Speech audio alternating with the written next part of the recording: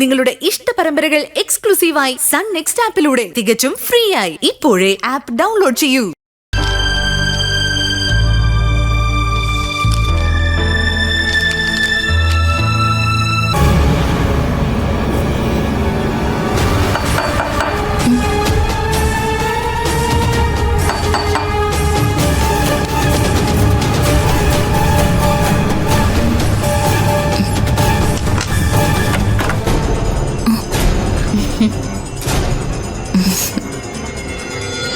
ഉറക്കൊളിച്ചിരുന്ന് പഠിക്കല്ലേ?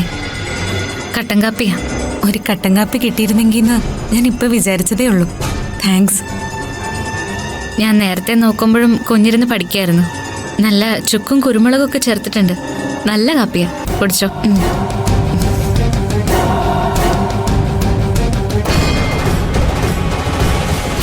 കുടിക്ക് മോളെ, കുടിക്ക്. നാളെ നിന്റെ IPS പരീക്ഷ തട്ടിത്തെറിപ്പിക്കാനുള്ള കാപ്പിയായത്.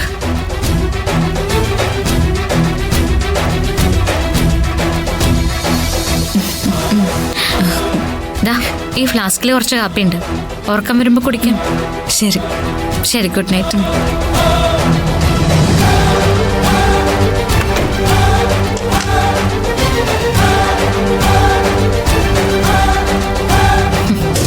നീ സുഖമായിട്ട് ഉറങ്ങ്. നിന്റെ IPS ഇതോടുകൂടി ഭം തീർന്നു.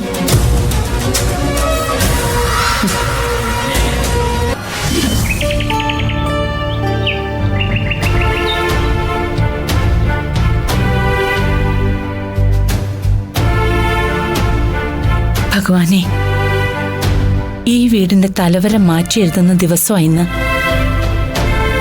ദർശനയുടെ ആഗ്രഹം സാധിച്ചു കൊടുക്കണം. തടസ്സങ്ങളൊന്നും ഉണ്ടാകരുത്. പരീക്ഷ എഴുതുമ്പോ പഠിച്ചതെല്ലാം അവളുടെ ഓർമ്മയിൽ വരണം. ഭഗവാനെ,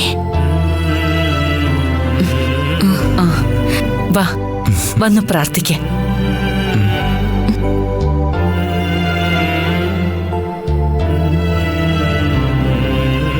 അമ്മ എന്നെ അനുഗ്രഹിക്കണം.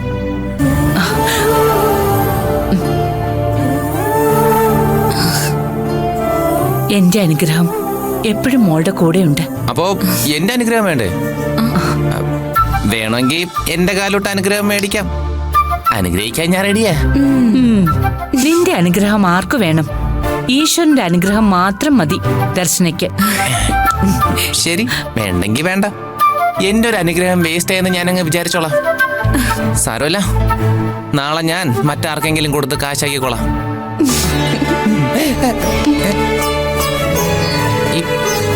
അതിന്റെ ഒന്നും ആവശ്യമില്ല, ഞാൻ വെറുതെ പറഞ്ഞതാ. നീ ദർശനെ അനുഗ്രഹിക്കേണ്ട ഒരു കാര്യവുമില്ല.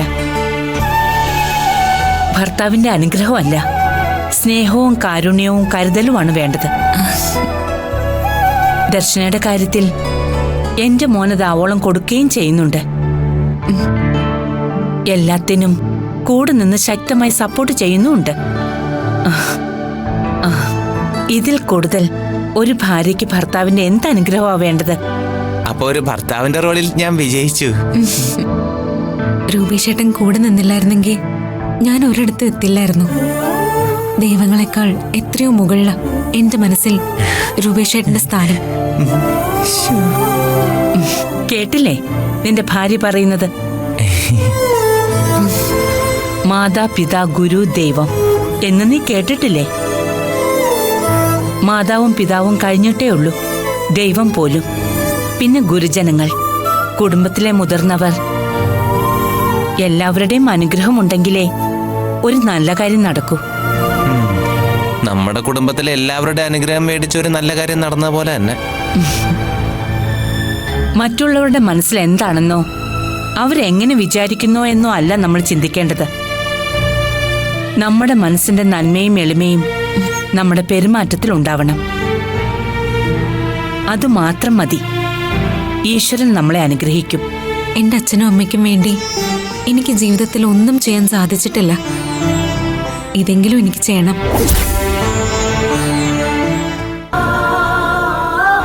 ഒരുപാട് തടസ്സങ്ങൾ ഉണ്ടായിട്ടും ഞാൻ എന്റെ തീരുമാനത്തിൽ തന്നെ ഉറച്ചു നിന്നത് അതുകൊണ്ടാ.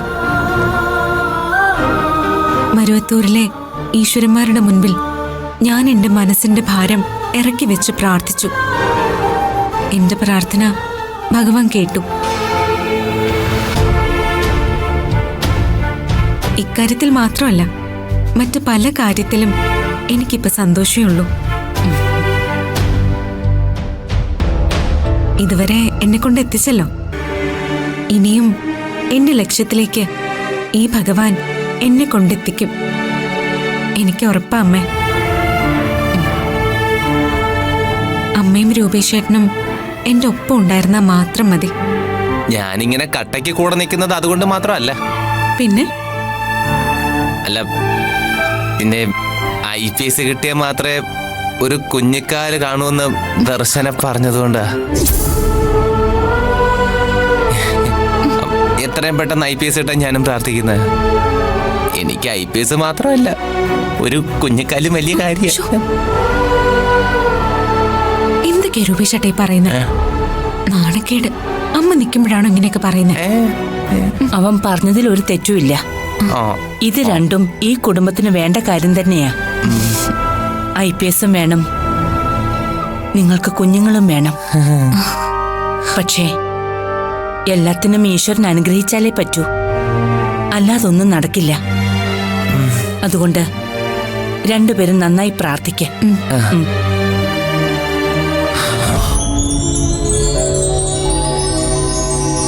ഈശ്വര, IPSന്റെ ബോണസായിട്ട് ഒരു കുഞ്ഞിക്കാലും കൂടി തരണേ.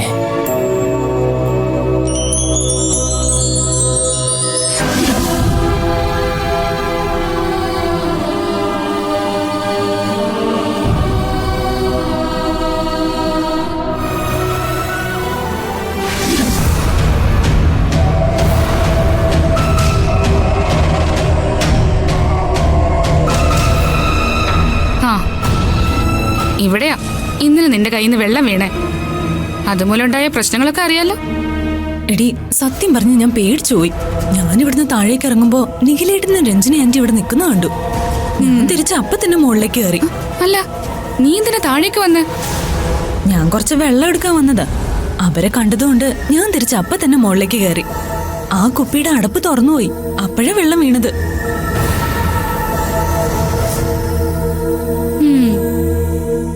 വീണ ഈ കൂട്ടുകാരി ഇവിടെ കൊണ്ട് താമസിപ്പിച്ചിരിക്കുന്നത് എന്തോ ഒരു ഉദ്ദേശത്തിന് വേണ്ടിയാ.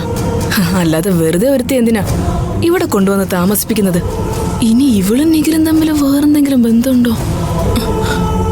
ഇവിടുത്തെ അവസ്ഥ നീ കണ്ടില്ലേ? എല്ലാവർക്കും അങ്ങോട്ടും ഇങ്ങോട്ടും പല സംശയങ്ങളും ഉണ്ട്. ആർക്കും ആരെയും വിശ്വാസം ഇല്ലാത്ത പോലെ. എല്ലാരെയും എനിക്ക് അങ്ങനെ തോന്നിയിട്ടൊന്നുമില്ല. പക്ഷേ ചിലരൊക്കെ കുഴപ്പക്കാരാ. പരസ്പരം വിശ്വാസമില്ലായ്മയും അസൂയയും ഒക്കെ ഉണ്ട്. അമ്പടി കേമി, നീ ആള് കൊള്ളാലോ. ഞങ്ങളുടെ വീട്ടിൽ താമസിച്ചുകൊണ്ട് ഞങ്ങളെ കുറ്റം പറയുന്നോ? നീ പറഞ്ഞതൊക്കെ ശരിയാ. ഇവിടെ എല്ലാവർക്കും അവരവരുടെ ലക്ഷ്യങ്ങളാ വലുതെന്ന് എനിക്ക് പലപ്പോഴും തോന്നിയിട്ടുണ്ട്. എന്റെ കാര്യത്തിലും അതങ്ങനെയൊക്കെ തന്നെ ആയിരുന്നു. എന്റെ അമ്മ ഇവിടുത്തെ അടുക്കളയിൽ ജോലിക്കാരിയായി ജോലി ചെയ്യാൻ തുടങ്ങിയിട്ടേ കാലം എത്രയായി? ഓ, അത് ശരി. അപ്പൊ അമ്മ അടുക്കളയിൽ ജോലി ചെയ്യുന്നോണ്ട് മോക്ക് പരാതിയുണ്ട്. പക്ഷെ അമ്മയ്ക്ക് സുമംഗല ആന്റിയെ വലിയ വിശ്വാസാ. ആന്റിക്ക് അമ്മയും വിശ്വാസാ. അതാ ഇന്ന് ഇവിടെ പിടിച്ചു നിർത്തുന്നേ. ഇന്നലെ തന്നെ കണ്ടില്ലേ നിഖിലേട്ടന്റെ നേരെ പവ്യങ്ങൾ വെറുതെ വഴക്കിന് വന്നത്? നിഖിലേട്ടനോ? പണ്ട് ഇവൾ അങ്ങനെ അല്ലല്ലോ വിളിച്ചോണ്ടിരുന്നത്. ഇപ്പൊ എന്താ എന്റെ മോനോട് ഇവൾക്ക് ഇത്രയും പ്രിയം?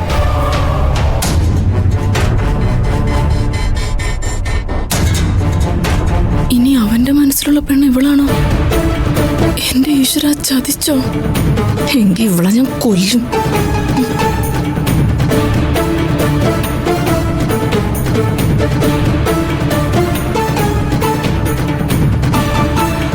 എല്ലാം ശരിയാവും. ആ ഒരു പ്രതീക്ഷയില്ല ഞാനും ഇങ്ങനെ നിൽക്കുന്നേ.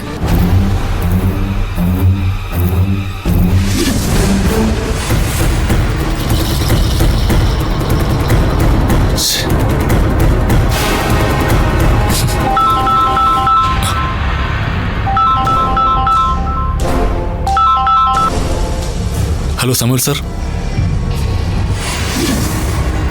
Good morning Pavithran. Good morning. എന്തായി പറഞ്ഞ കാര്യങ്ങൾ?